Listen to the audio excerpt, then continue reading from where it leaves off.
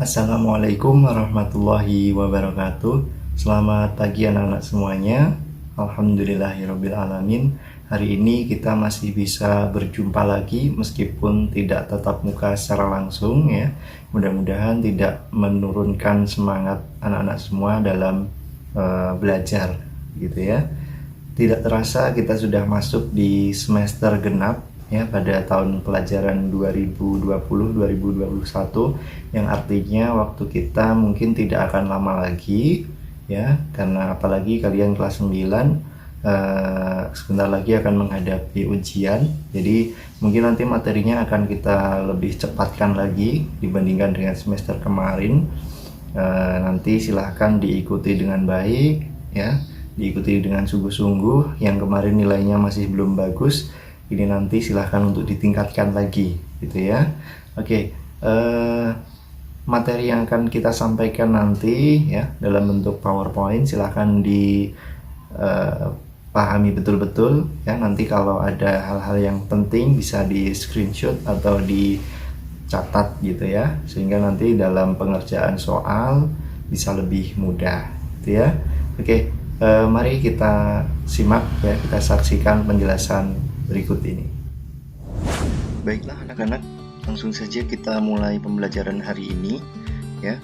Bab yang akan kita bahas adalah tentang seni grafis. Mungkin di antara kalian ada yang sudah pernah mengetahui apa itu seni grafis, dan juga mungkin ada yang belum pernah mengetahui. Jadi kita akan bahas pada kesempatan yang baik ini. Oke, kita mulai dari kompetensi dasar. Nah, kira-kira nanti apa yang kita dapatkan ketika belajar tentang seni grafis ini? Yang pertama, harapannya anak-anak memahami prosedur berkarya seni grafis dengan berbagai bahan dan teknik. Kemudian untuk praktiknya, anak-anak diharapkan dapat membuat karya seni grafis dengan berbagai bahan dan teknik gitu ya. Oke, selanjutnya ada pengertian ya. Kita mulai dari yang paling mendasar dulu. Pengertian dari seni grafis adalah karya seni rupa yang mempunyai bentuk dua dimensi yang proses penciptaannya menggunakan teknik cetak, sehingga memungkinkan untuk menghasilkan karya yang sama dalam jumlah yang banyak gitu ya. Oke, kita lihat dari sejarahnya ya. Seni grafis di Indonesia muncul sekitar tahun 1950-an dengan beberapa tokoh yang ada di bawah ini. Silahkan bisa dibaca ya. Nanti ketika ada soal untuk menyebutkan tokoh, minimal anak-anak sudah pernah mengetahui gitu ya. Oke, selanjutnya karakteristik dari seni grafis. Yang pertama ini seperti yang saya sampaikan tadi, bahwa karya seni grafis itu bisa menghasilkan lebih dari satu, karena dia bukan hasil dari goresan tangan manusia, bukan dari lukisan secara langsung ya. Kemudian karakteristiknya adalah karya seni grafis merupakan hasil karya cetak, bukan hasil karya goresan tangan ya. Jadi meskipun cetakannya itu dibuat oleh tangan manusia ya, namun yang dimaksud di sini adalah bagaimana proses pencetakan pada media cetak ke media gambarnya, seperti itu. Kemudian karakteristik yang ketiga, karya seni grafis ditentukan oleh proses atau teknik cetak yang digunakan. Artinya, setiap karya seni grafis memiliki karakter sesuai dengan tekniknya. Ini jelas ya. Nanti teknik akan saya sampaikan lebih lanjut di slide selanjutnya. Yang terakhir, karakter karya seni grafis ditentukan oleh jenis media yang digunakan. Ini juga nanti akan kita bahas. Oke, yang pertama ini mulai dari ragam seni grafis berdasarkan teknik ya. Ada beberapa. Yang pertama cetak tinggi, yang kedua cetak dalam, yang ketiga cetak datar, keempat cetak saring, dan yang terakhir cetak cahaya ya. Di dalam cetak dalam sendiri terdapat beberapa cabang: engraving, dry point, etsa, dan mezzotint ya. Nanti akan kita bahas satu-satu. Mulai dari cetak tinggi. Nah, kenapa disebut cetak tinggi ya? yaitu jenis seni grafis yang cara membuatnya dengan menggunakan cetakan dari bahan yang dicungkil, sehingga permukaan medianya akan menjadi tinggi dan rendah, ya, atau bisa disebut dengan relief. Nah, apa yang dimaksud dengan dicungkil ini? Ya, kita lihat contohnya ini. Nah, saya yakin semuanya pasti sudah pernah melihat bahkan menggunakan alat ini. Ini adalah stempel. Nah, yang dimaksud dicungkil itu di bagian ini, ya. Bahannya ini berasal dari karet biasanya. Karet ini mudah untuk dibentuk-bentuk, ya. Ini dicungkil, dibuat desain dari apa yang ingin dicetak nanti, gitu ya. Sehingga polanya didesain di sini, ya. Ini ada bagian yang tinggi dan ada bagian yang rendah. Nah, maka yang tinggi ini nanti akan terkena tinta dan untuk digunakan di gambarnya ini. Gitu. Ada contoh lagi. Nah, ini nanti yang akan menempel pada gambar itu yang menonjol, gitu ya. Ini juga. Nah, sekarang kita masuk pada cetak dalam. Cetak dalam adalah jenis seni rupa grafis yang pembuatannya menggunakan plat.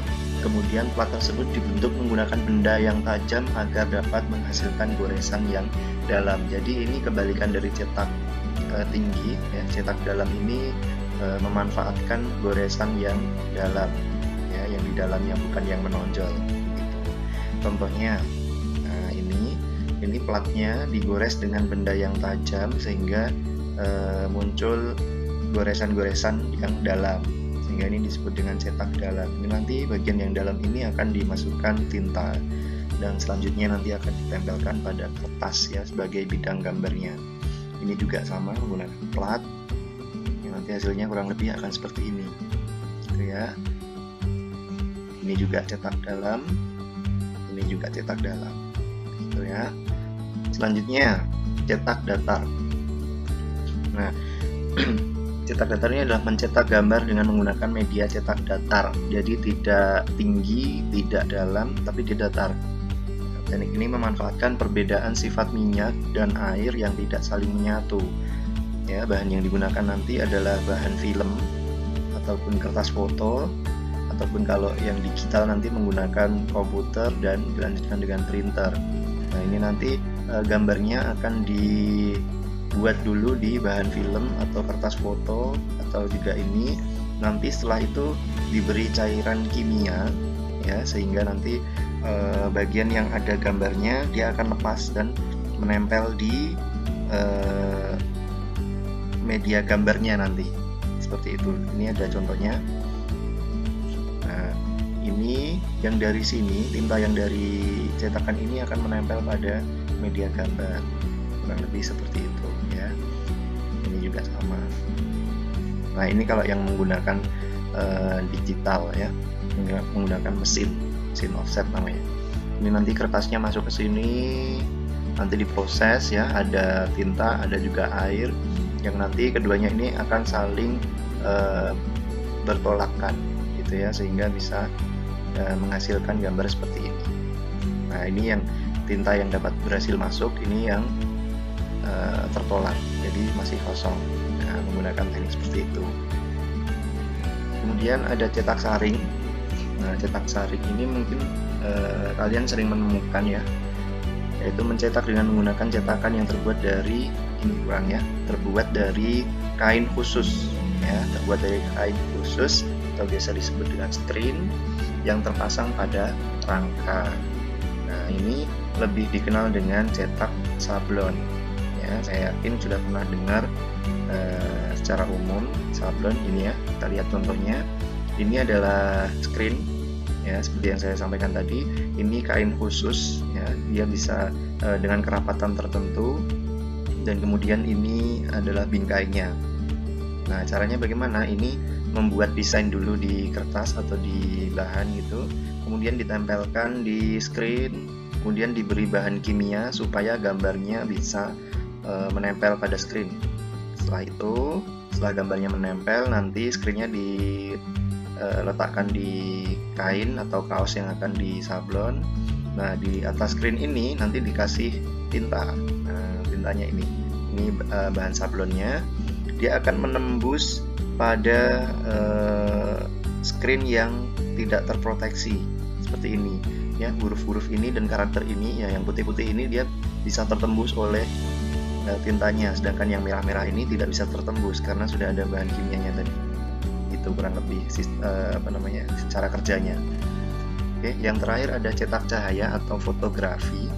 Nah, ini biasa digunakan pada zaman dulu ya, sebelum ada era digital ya, sebelum ada kamera digital, kemudian alat cetak digital dan sebagainya. Yang ragam grafis yang proses pembuatannya melalui pemotretan dengan kamera. Nah, pembuatannya dengan pemotretan menggunakan kamera. Kamera yang dimaksud adalah kamera analog ya, bukan digital yang seperti sekarang ini. Kemudian hasil dari pemotretan itu akan keluar klis atau film. Mungkin kalian pernah menjumpainya. Film ini baru dari film itu akan dicetak ke kertas foto. Nah, barulah jadi foto itu ya. Proses pencucian film konvensional pada teknik ini dilakukan di ruang gelap dengan menggunakan kertas khusus yang peka cahaya. Jadi tidak boleh ketika proses pencucian ini ada cahaya yang masuk ya. Jadi ruangannya harus benar-benar gelap supaya tidak ada noise di hasil fotonya, seperti itu ya. Nah, ini ada contohnya, ini klis. Mungkin saya rasa semuanya pernah melihat atau memegang klis ini. Nah, ini nanti melalui proses cahaya sehingga bisa dimasukkan dalam kertas foto gitu ya. Baiklah, itu tadi penjelasan tentang seni grafis ya, kurang lebih. Nanti untuk lebih detailnya lagi kalian bisa membaca di modul seni budaya ya. Di situ nanti ada tata cara pembuatannya dengan lengkap ya. Nanti ada tokoh-tokohnya juga, kemudian ada tekniknya secara lengkap lagi. Silakan nanti dibaca dengan baik untuk kalian lebih paham, dan ketika nanti ada soal bisa mudah dalam mengerjakan gitu ya. Kurang lebihnya saya mohon maaf. Terima kasih atas waktunya. Sampai jumpa minggu depan. Assalamualaikum warahmatullahi wabarakatuh.